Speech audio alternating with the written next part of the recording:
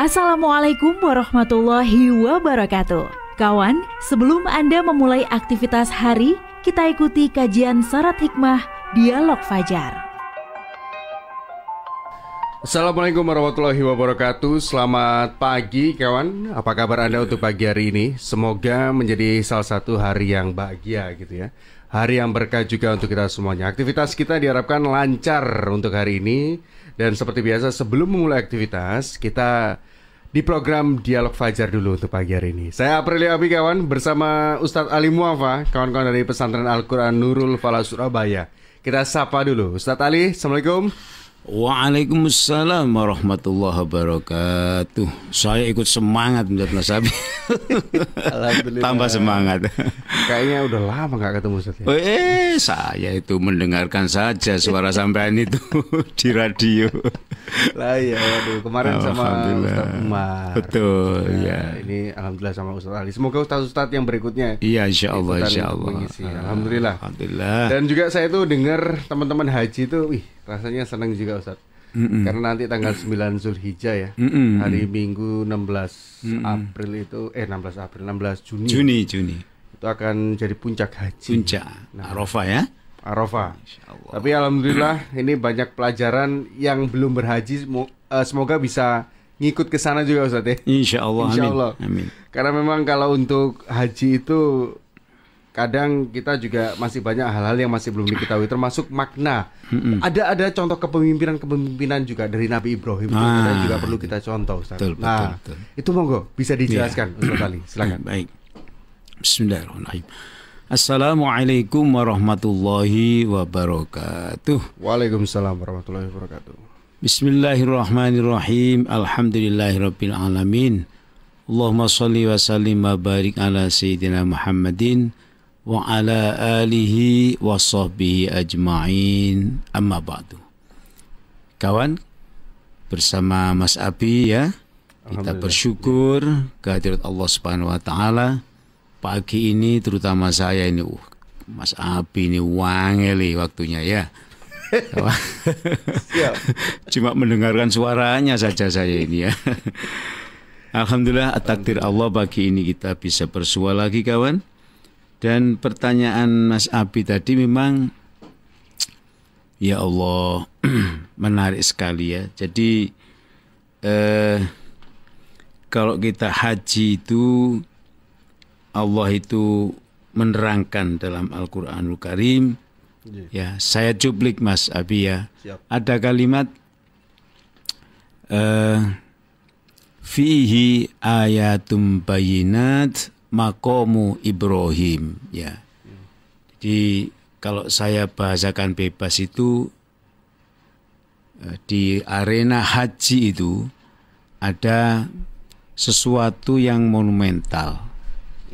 Sesuatu yang menyimpan sejarah kehidupan seorang pemimpin yang namanya Nabi Ibrahim. Ya. Maka disebut situ fihi ayatum bayinat maqamu Ibrahim. Kalau kita tawaf itu maka kalau kita mepet dengan Ka'bah maka sebelah kanan kita itu ada, saya suka membahasakan kayak toples gitu ya. Ada kerupuk itu loh Mas.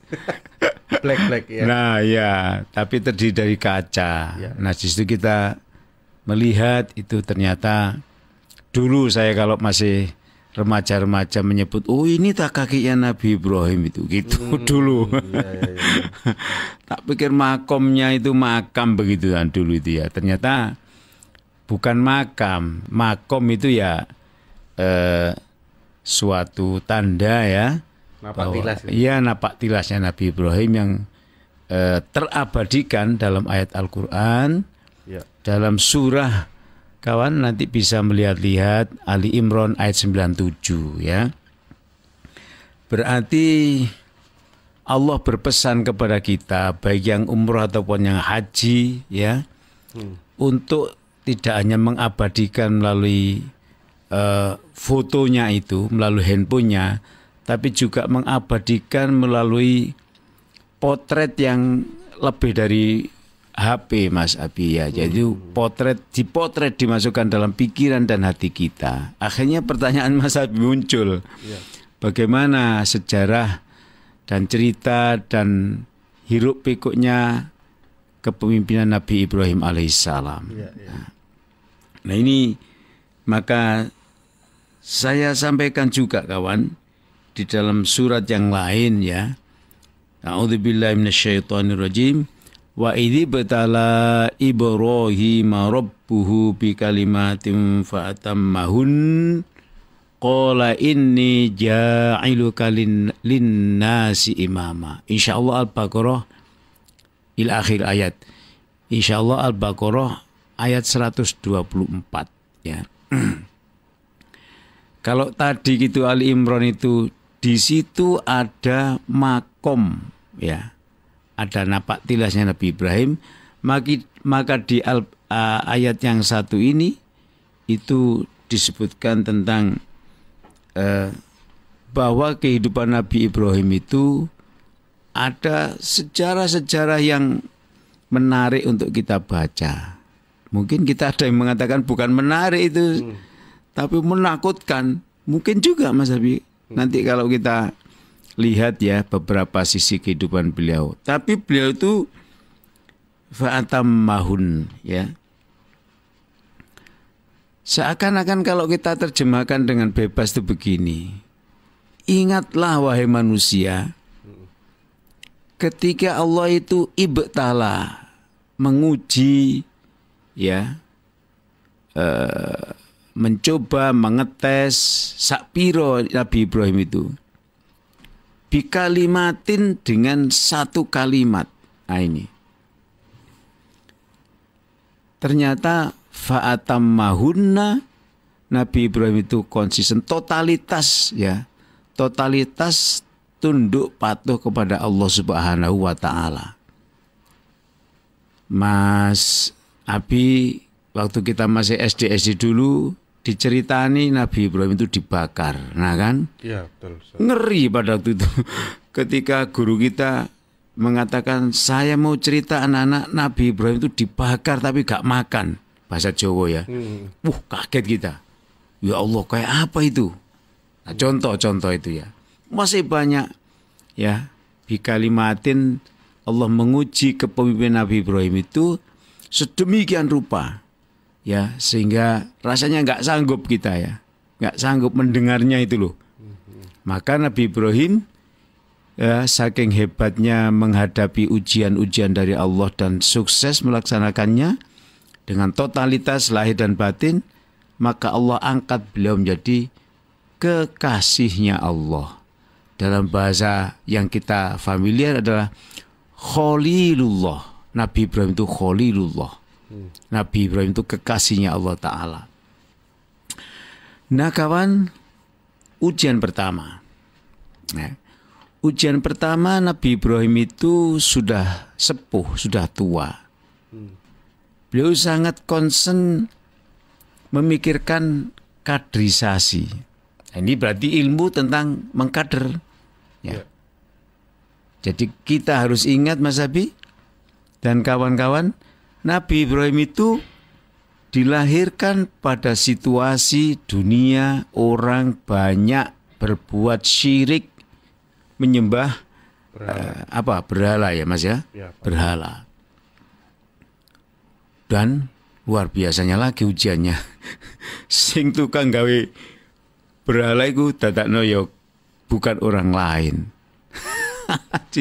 Keluarganya sendiri dan orang yang sangat dihormati, yaitu ayahnya. Coba ini nanti kita belajar lagi Mas Habib, bagaimana menghadapi orang yang terhormat yang harus kita taati, sementara beliau sendiri seperti itu.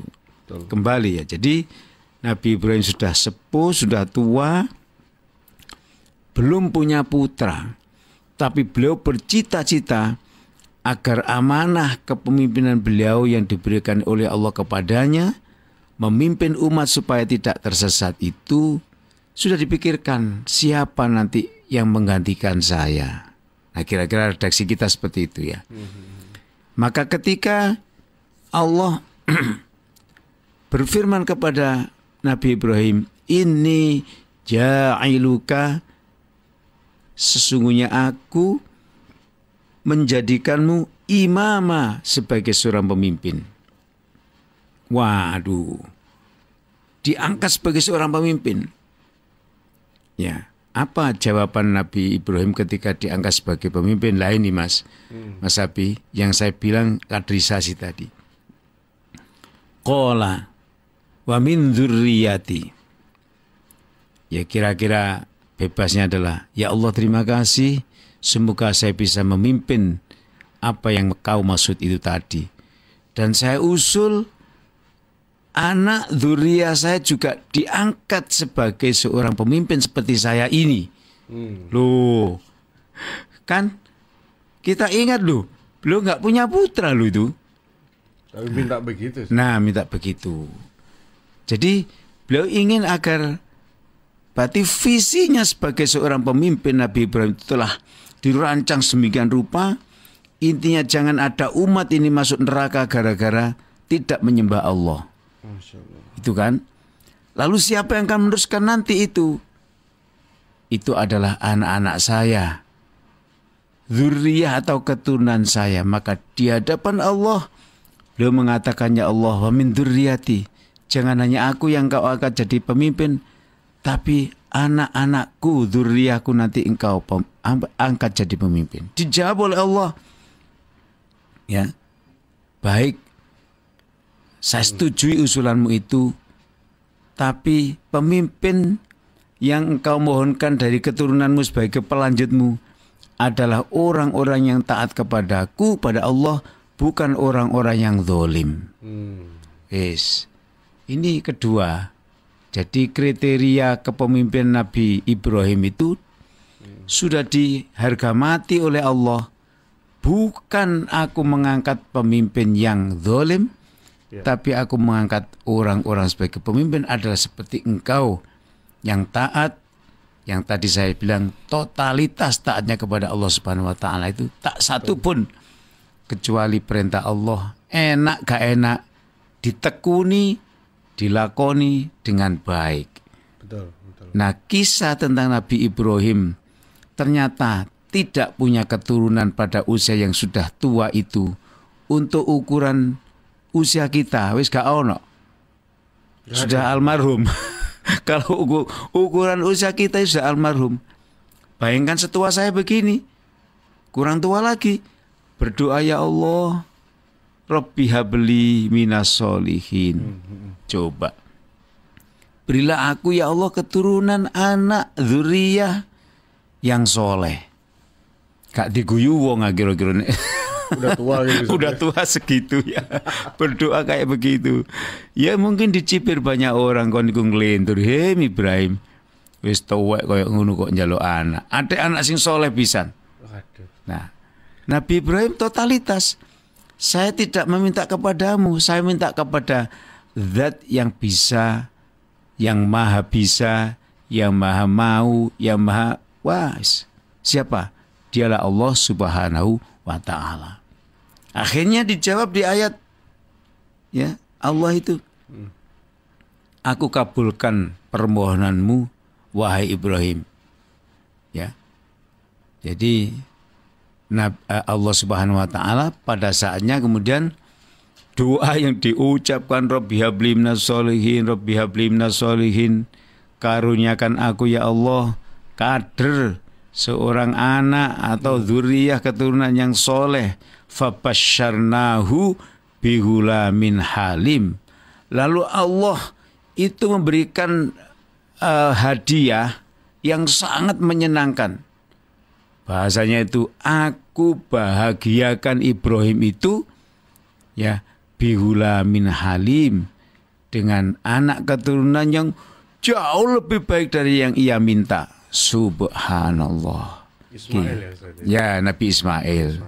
Jadi begitu Mas Abi, semoga kita juga selalu berdoa seperti itu, dikaruniai keturunan, walaupun yang sudah tua berdoa begitu, yang belum nikah juga berdoa seperti itu. Apalagi kayak kita ya, mendoakan anak-anak kita punya keturunan yang soleh dan solihah. Amin ya rabbal alamin. Itu dia kawan ya. Jadi sebenarnya masih panjang. Mungkin besok kita akan bahas lagi karena Insya Allah. Kisah-kisah kepemimpinan Nabi Ibrahim ya Ustaz ya. Ya. Kriteria-kriterianya kita juga akan pelajari juga. Tapi terima kasih, semoga untuk hari ini Anda yang melakukan aktivitas bisa terus bersemangat menjadi pemimpin yang baik begitu ya, seperti layaknya Nabi Ibrahim dan juga Nabi Muhammad SAW. Sekaligus saya Aprilia Abi kawan, harus pamit bersama dengan Ustadz Ali Muafa, kawan-kawan dari Pesantren Al-Quran Nurul Falah Surabaya. Terima kasih, selamat pagi. Assalamualaikum warahmatullahi wabarakatuh. Waalaikumsalam warahmatullahi wabarakatuh.